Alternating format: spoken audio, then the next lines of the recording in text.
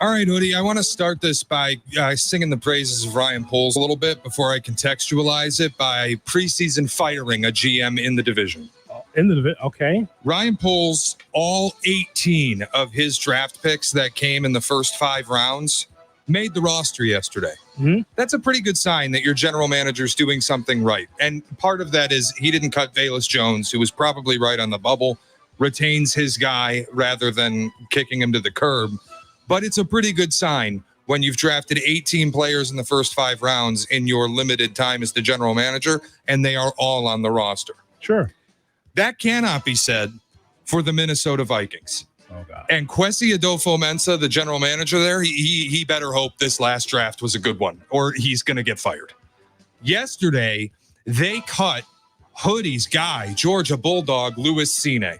Yeah. Former first-round pick in 2022. The first-round pick Kwesi Adofo-Mensah ever made. Lasted 2 seasons and got cut. Safety, Cap. Hard-hitting safety. That's a sign your GM is really bad. You pick a guy in the first round, they get a 4-year deal and a 5th-year option. You cut him after year 2, you did a real bad job. Now, this is one of those guys, Cap, that's heavy on the analytics. That's Yeah, he drafts based off PFF grades. That's exactly right. Okay, hang on a second. Would good GMs, if a guy doesn't fit the scheme, guy doesn't turn out to be the character they want, they move on. They don't go, well, it's my player, I got to keep him so Shea Norling's not ripping me on the radio. If he doesn't think the guys are going to fit into his culture or on his roster, you move on. At some point, he's going to get judged by wins and losses. I'm sure his ownership, knowing they lost Kirk Cousins, is cool with, we're going to take a step back this year and reset. But if he doesn't think those guys fit, tip your cap to a guy who has the balls to do that. I mean, like Velus Jones. Here's Shea Norling. They like him, man. I don't think he was on the bubble. I do not. I think he was making this football team. Uh-huh. They like his speed and his athleticism. They do. I'm just making a point, Cap, that you draft a guy in the first round, you're making a 5-year commitment, 4-year minimum. To cut him after 2 seasons means you whiffed worse than maybe anybody else in the league with your first-round pick. That's untenable. That cannot happen twice. And this is not just one bad pick that Kwesi Adofo-Mensah has made. They've heavily invested through the draft in defense, defensive backs, linebackers, tackles. How many sacks do you think Kwesi Adofo-Mensah drafted from 2022 to 2023? I don't know. 2 drafts. How many sacks? 10? 9. 0.0. No sacks? 0 sacks out of the draft. Oh, boy. They've taken 5 defensive backs. How many turnovers do you think he's drafted? 0. 3. Wow. You better hope this draft is good, man, or you are gone. Take that, Viking Scott. Wow. Yeah! Not good. Handing out your blue and orange packs. He's got to understand, Viking Scott, who called us yesterday, Cap.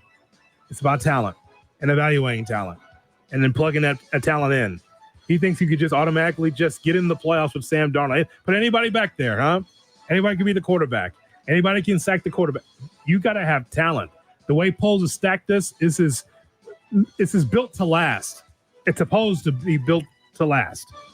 And again, Shea, if he doesn't win, he's getting fired. That's 100%. If he doesn't win over the next he better show progress next year. This year, they're not winning. Well, this year they lost their first-round quarterback. Nobody expects them to win. But look, man, if Dallas Turner goes out and doesn't have 5-6 sacks and show you what he's supposed to be out of Alabama, first-round edge rusher, you whiff on another first-round pick, that'll be all. That's right. Michael Juergens is from Wake Forest down the line, but Dallas Turner has to be something. Kyrie Jackson, the corner from Oregon, has to be something. Those are guys I watched. Yeah. Walter Rouse, the offensive tackle from Oklahoma, I watched him. You got to be something. I know that's down the line, but something has to develop for the Vikings. But this is a transition year for them, for me.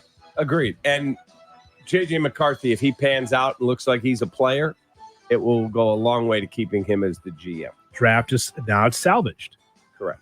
But then you got to wait a year for that, right? Or McCarthy? Yep. He won't play this year. Okay, well. He's out. All right, Shea, give us something else, please. Brad Biggs writing just about 10 minutes ago, the Bears are going to need to find a replacement for their long snapper. Patrick Scales is going on injured reserve. He's scheduled to have a back surgery to correct a disc issue tomorrow. Going on IR means minimum 4 games. Biggs writing 6 weeks here for Scales. That matters. Right. And so, buddy and my guys, Phil and Shane. Yeah. Tape never lies. Love them. They just said also Scott Daly, a former Lions snapper. How long was he with your Lions, Shea? Couldn't tell you. So he's got experience, is what I'm saying. Sure.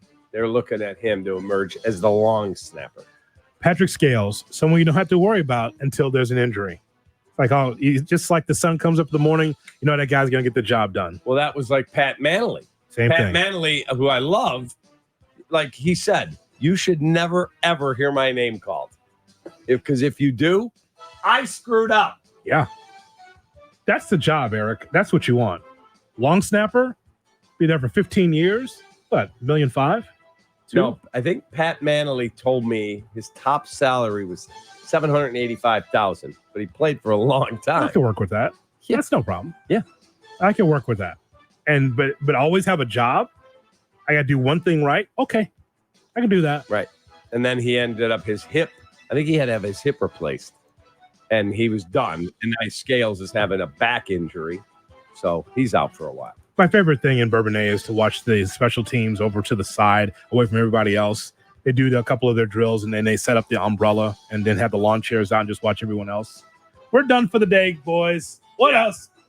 Hey, could somebody run the Dairy Queen? We got our job done. It's all good. But all the best of Scales, because you don't want that screwed up. Special teams got to be right. Did you say Bourbonnais? When we were in Bourbonnais, yeah. When we were there. Yeah. You don't see that in Lake Forest now. You got to stand it because people are watching. No, back in Bourbonnais, that's what I remember. Just those guys under a nice umbrella. Or on a side field. Backfield. They can't see us over here. Take that. Little Great. beverage. Shea, one more real quick. Yeah. Everybody kind of looks at the Titans game as a soft landing for the Bears. Titans did something interesting yesterday. The Rams couldn't come to an agreement with their star linebacker, Ernest Jones, who was also their defensive captain. So they traded him to the Titans. Anybody who's out there as a Bears fan looking at this week 1 game against the Titans and going, thank God we got a soft landing.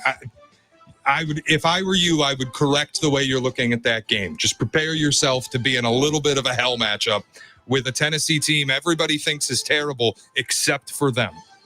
A rookie in his first game. Even the Kansas City Chiefs went to Caleb Williams on Hard Knocks like, so you're not nervous when you're out there, huh? Okay, we'll see this year. Do you recall seeing that scene? I do. It's like they're questioning Caleb Williams like, you haven't been nervous since high school? Yeah? Okay. Good luck to you. They didn't believe him, Cap. No. Good luck. They didn't believe him. I do think the Bears will win that game, but I think people are thinking like, well, we're going to go out and stomp them. I'd be careful. Went out and got L'Jarius Sneed on the defensive backfield, one of the best corners in football. They are not moving like a team that thinks they're going to be bad. I think Shea Norling might have hit plus 4.5 against Tennessee. You think? Little teaser when we start the picks next week. From that analysis, Cap, you always listen very closely, right? You listen very closely. As we always say, listen with a third ear. Third ear. This man here has already clicked Tennessee plus 4.5. God bless. Good luck. Courtney Cronin with the latest on the Bears. Coming up next, Kap and J Hood on Chicago's Home for the Bears.